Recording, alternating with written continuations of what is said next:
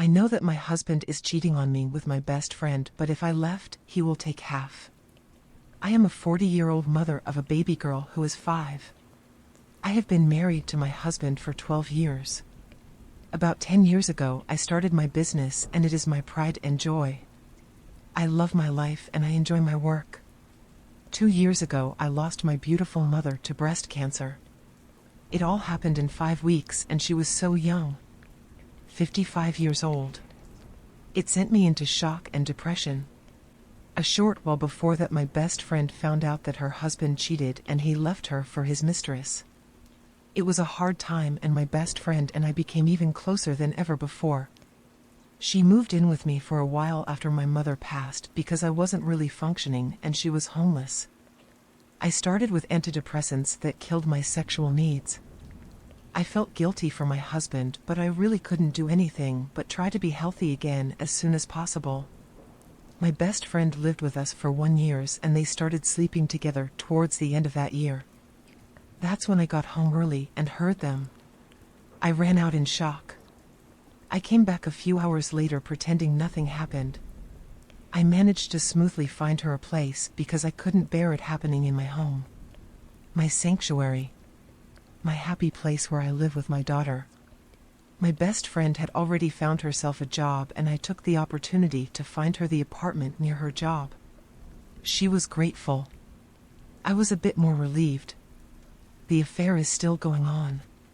If I leave, he will take half. It will ruin me and my business and what I am trying to build for me and my baby.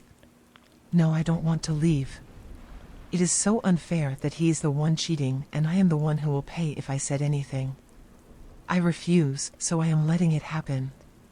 Instead, I wrote him off as my companion and safety blanket. I still have lots to be grateful for. My baby, my family, and my beautiful home. And my business.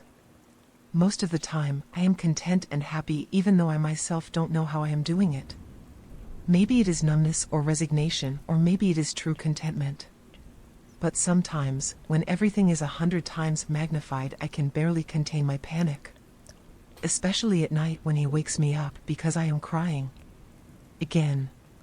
Are you having a nightmare? And he tries to kiss and cuddle me to make me feel safe. I'm here. You're safe. I wish I could tell him that my nightmares are my escape from my reality with him and that his shoulders aren't safe. He rarely asks why I am crying. He probably thinks it is Mom, because that's what I tell him, but sometimes I feel like he knows or that he can't help himself wondering. What's going on behind those eyes? What do you mean?